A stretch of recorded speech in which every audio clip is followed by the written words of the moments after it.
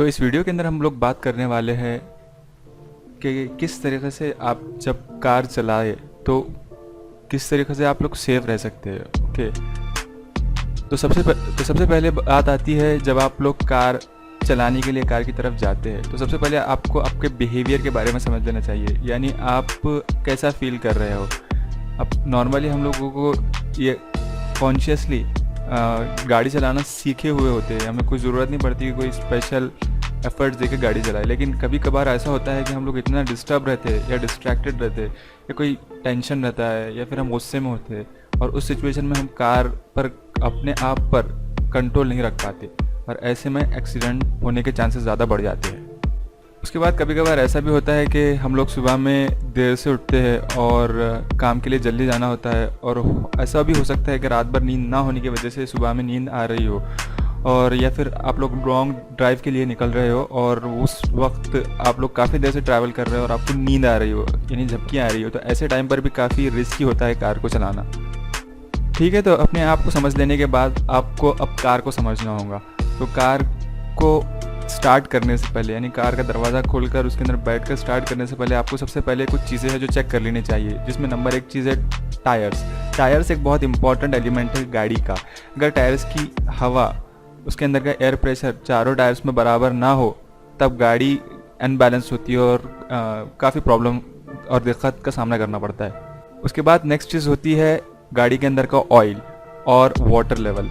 Water level तो अब तो खैर ज़रूरत नहीं, लेकिन ऑयल की काफ़ी ज़रूरत पड़ती है क्योंकि अगर ऑयल कम हो गया तो आपका इंजन स्नीज भी हो सकता है या फिर दूसरे प्रॉब्लम्स आ सकते हैं मेंटेनेंस के। तो जब भी आप गाड़ी के अंदर बैठने जाए तो ये स्पेशली जब लॉन्ग ड्राइव के लिए हो तो उस टाइम पे अपना टायर्स और इंजन का ऑयल चेक कर लिया करें और साथ ही साथ ये भी चेक कर लिया करें कि आपकी जो लाइट्स है वो प्रॉपर वर्क कर रही है या नहीं कर रही है। ठीक है, तो हम लोगों ने टायर्स चेक कर लिए, ऑयल भी चेक कर लिया, अपना मूड भी समझ गए। अब हम लोग सबसे पहले गाड़ी के दरवाजे को खोलेंगे और फिर उसके अंदर बैठेंगे। तो सबसे पहले बैठने टाइम में हमें एक चीज़ करना है, जो है अपने जो साइड के ऊपर एक बेल्ट होता है उसे खींचकर दूसरे साइड पर लेकर जाना होता है, उसे सीट बेल्ट कहते हैं। वो बहुत इंपॉर्टेंट होता है लगाना, क्योंकि ये बहुत इंपॉर्टेंट फीचर दिया होता है हर एक बेसिक कार के अंदर जो आपको सेफ्टी प्रोवाइड करता है। जिस तरीके से प्लेन्स के अंदर कहा जाता है कि पहले अपना सेफ्टी देखो, उसके बाद दूसरों का सेफ्टी का ख्याल रखो, यानी ऑक्सीजन सप्लाई करने के बारे में बात कर रहा हूँ मैं।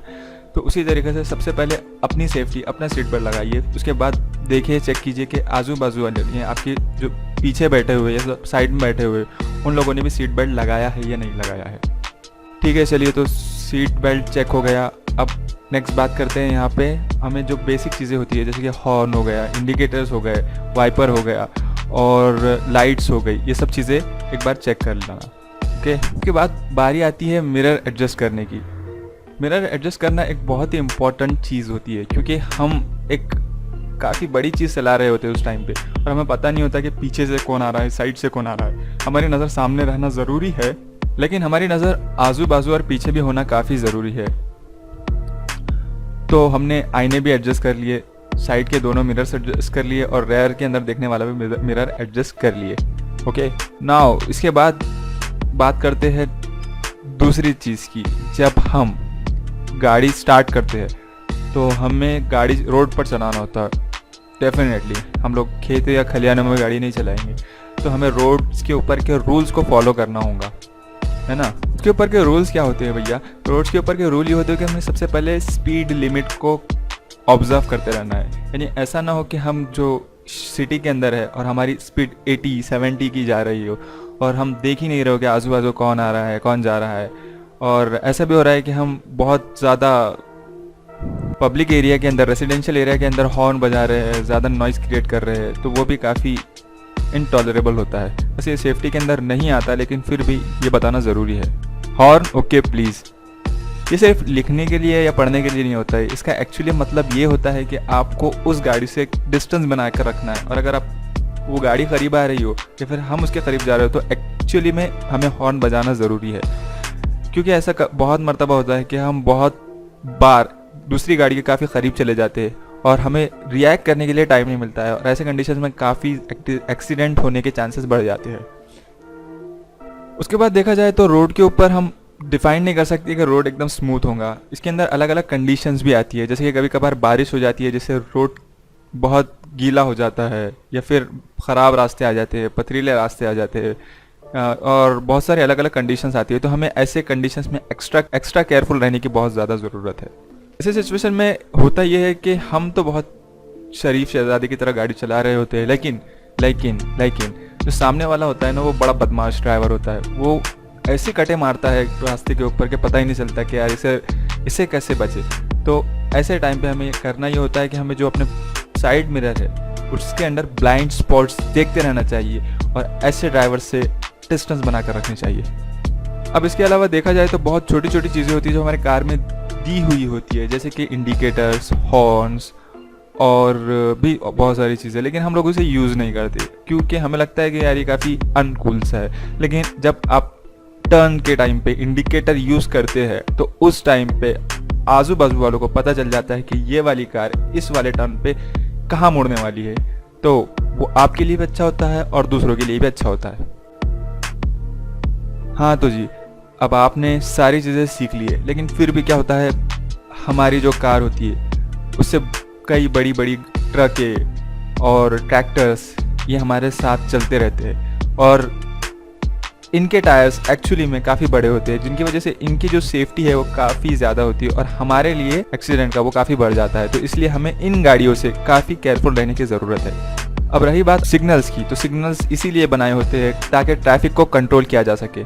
तो नेक्स्ट टाइम आपको जब भी रेड सिग्नल दिखाई दे तो वहीं अपनी गाड़ी रोक दो, ठीक है?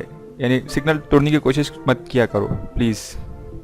सबसे आखिरी में देखने वाली बात यह है कि हमें अपनी गाड़ी के जो मैकेनिकल पार्ट्स होते हैं अलग अलग, जैसे कि ब्रेक्स हो गए, क्लच हो गया और बैटरी हो गई, इन सब चीज़ों को एक टाइम पीरियड के बाद चेक करना चाहिए, ताकि हमें पता चलते रहे कि यार ये बराबर प्रॉपरली वर्क कर रहे हैं कि नहीं कर रहे हैं। तो ऐसे टाइम पे बहुत सारे एक्सीडेंट इसीलिए हुए हैं क्योंकि उन लोगों का ब्रेक फेल हो गया, क्लच प्रॉपरली काम नहीं कर रहा था, या फिर बैटरी इश्यूज हो गए थे। तो नेक्स्ट टाइम आप जब भी अपनी सर्विसिंग के लिए जाओ तो इन चीज़ों का बहुत अच्छे तरीके से ख्याल रखो। ओके, तो ये थी वो बातें जो आपको ध्यान रखनी चाहिए जब आप कार में बैठने जाए और जब आप कार चलाने लगे। तो अगर आप इन बातों के ऊपर गौर करें और इन बातों को अगर इम्प्लीमेंट करने की ट्राई करें तो हो सकता है कि आपकी जो सेफ्टी है वो काफ़ी बढ़ जाए और आप एक एक्सीडेंट से बच सके। क्योंकि ऐसा देखने में आया है कि बहुत सारी बार एक्सीडेंट जो हुए उनके कॉमन कॉजेस यही थे, बेसिक कॉज। अगर आपको लगता है कि इसके अलावा भी कोई इंपॉर्टेंट चीज़ें हैं जो